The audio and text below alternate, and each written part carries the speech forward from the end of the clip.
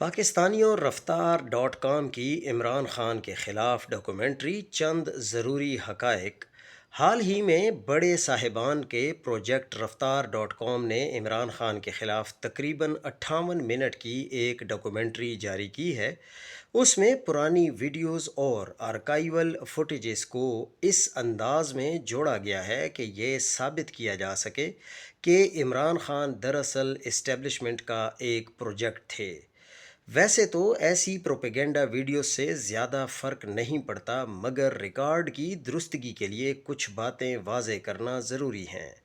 عمران خان کی ابتدائی سیاست میں جو فلم میں عمران خان کی حمید گل جیسے لوگوں سے ملاقاتوں کو اس طرح پیش کیا گیا ہے جیسے انہیں سیاست میں لانچ کیا جا رہا تھا۔ حقیقت یہ ہے کہ پاکستان جیسے پیچیدہ سیاسی نظام میں کوئی بھی نیا شخص سیاست میں قدم رکھنے سے پہلے سیاسی ماحول کو سمجھنے کی کوشش کرتا ہے۔ یہ کوئی منصوبہ نہیں تھا بلکہ ایک قدرتی سیاسی عمل تھا۔ عبدالستار ایدھی سے ملاقات۔ فلم یہ بھی دکھاتی ہے کہ عمران خان نے عبدالستار ایدھی سے حمایت مانگی اور انہوں نے انکار کر دیا۔ اصل میں عمران خان نے ملک کے سب سے معتبر انسان سے تائید چاہی۔ ایدھی صاحب نے ہمیشہ کی طرح سیاست سے دور رہنے کو ترجیح دی، لیکن عمران خان نے اس کے باوجود اپنی جادوجہد جاری رکھی۔ مشرف کا دور۔ جب پرویز مشرف 1999 میں اقتدار میں آئے تو انہوں نے احتساب کا وعدہ کیا تھا۔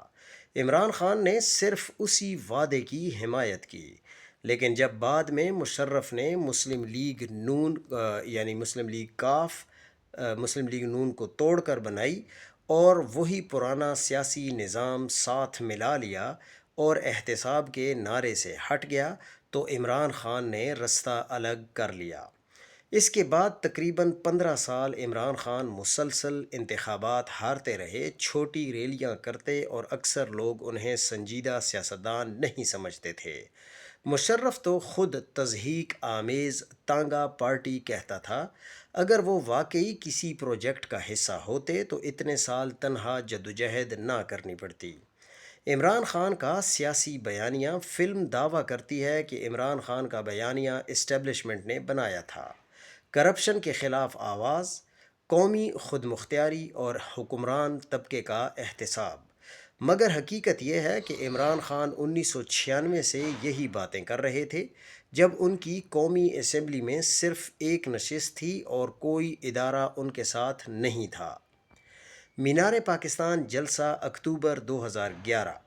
فلم کے مطابق 2011 کے مینار پاکستان جلسے کے پیچھے اسٹیبلشمنٹ تھی، لیکن اس وقت پاکستان کی ایک پوری نسل خاندانی سیاست اور موروثیت سے تنگ آ چکی تھی۔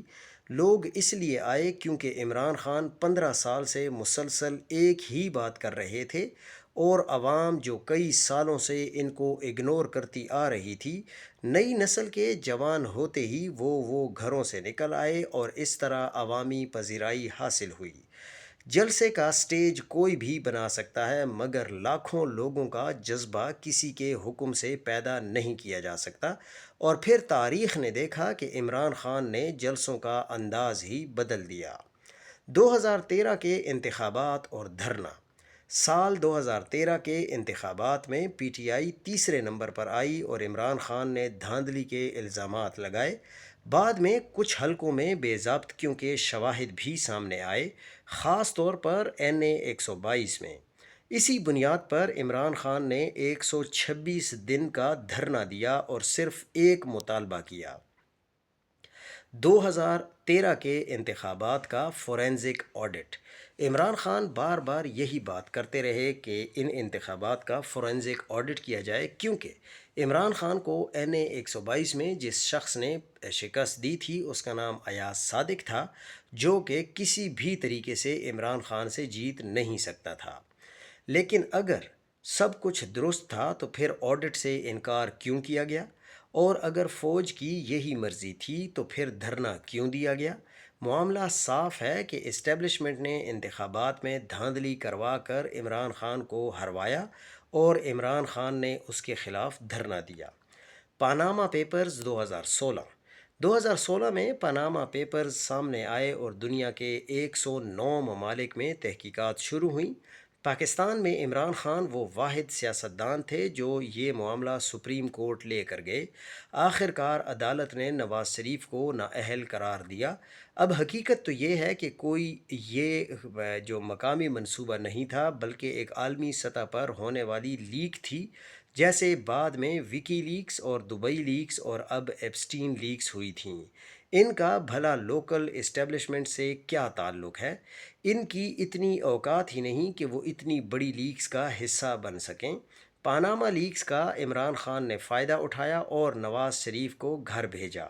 2018 میں حکومت جب عمران خان 2018 میں اقتدار میں آئے تو انہیں ایک انتہائی مشکل معاشی صورتحال ملی۔ کرنٹ اکاؤنٹ خسارہ تقریباً 20 ارب ڈالر، زر مبادلہ کے ذخائر صرف 2 ماہ کی درآمدات کے برابر۔ اسی لیے حکومت کو IMF پروگرام لینا پڑا اور کئی مشکل فیصلے کرنے پڑے۔ اپریل 2022 تحریک عدم اعتماد۔ 2022 میں عمران خان کی حکومت کے خلاف تحریک عدم اعتماد آئی۔ اس میں اپوزیشن جماعتیں، اتحادی اور منحرف ارکان سب اکٹھے ہو گئے اور یوں حکومت ختم ہو گئی۔ حکومت کے بعد عوامی رد عمل۔ حکومت ختم ہونے کے بعد یہ سمجھا جا رہا تھا کہ عمران خان کی سیاست ختم ہو جائے گی، مگر اس کے برعکس ملک بھر میں بڑے بڑے جلسے ہوئے۔ جولائی 2022 کے ضمنی انتخابات میں PTI نے مسلسل کامیابیاں حاصل کیں۔ عمران خان نے قومی اسمبلی کی 6 سے 7 نشستوں پر ضمنی الیکشن لڑا اور سب سے کامیاب ٹھہرے۔ یعنی حکومت تو ختم ہو گئی مگر عوامی حمایت برقرار رہی۔ 9 مئی 2023 کے بعد عمران خان کی گرفتاری کے بعد 9 مئی کے واقعات ہوئے۔ اس کے بعد ہزاروں کارکن گرفتار ہوئے، کئی رہنماؤں سے استعفے لیے گئے، پارٹی کے خلاف سخت کارروائیاں ہوئیں۔ فروری 2024 کے انتخابات PTI سے انتخابی نشان چھین لیا گیا۔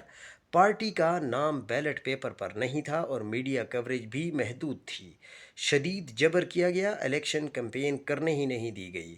اس کے باوجود آزاد امیدواروں کی صورت میں بڑی تعداد میں نشستیں جیتی گئیں۔ موجودہ صورتحال یہ ہے کہ آج عمران خان اڈیالہ جیل میں ناحق قید ہیں۔ ان کے وکلاء اور کارکنوں کو مشکلات کا سامنا ہے اور پارٹی کو مختلف قانونی طریقوں سے کمزور کرنے کی کوشش کی جا رہی ہے۔ اصل سوال یہ ہے کہ رفتار کی ڈاکومنٹری کا بنیادی دعویٰ یہ ہے کہ عمران خان کا عروج اسٹیبلشمنٹ نے بنایا، مگر اگر یہی معیار ہو تو پاکستان کے تقریباً تمام بڑے سیاستدان اسی نظام سے گزر کر آئے ہیں۔ فرق صرف یہ ہے کہ آج ایک شخص جیل میں ہے کیونکہ اس نے سمجھوتا کرنے سے انکار کر دیا۔ نتیجہ: عمران خان کی سیاست کو تقریباً 3 دہائیاں ہو چکی ہیں۔ 1997 میں صرف ایک نشست، 15 سال مسلسل ناکامیاں، قید، پابندیاں اور دباؤ۔ اگر یہ سب ایک پروجیکٹ تھا تو یہ تاریخ کا سب سے عجیب پروجیکٹ ہوگا، جسے بنانے والے آج اسے ختم کرنے میں لگے ہوئے ہیں اور وہ ختم نہیں ہو پا رہا۔ اسی لیے ہم کہتے ہیں کہ یہ عوامی پروجیکٹ ہے، کیونکہ جو بڑے صاحبان کے پروجیکٹس ہوتے ہیں وہ ہوتے ہیں جن کی عوام میں پذیرائی نہ بھی ہو تو وہ زبردستی فارم 47 کے ذریعے حکومت بنوا کر دے دیتے ہیں اور جس سے پھر پاکستان کا بیڑا غرق بھی ہو جاتا ہے۔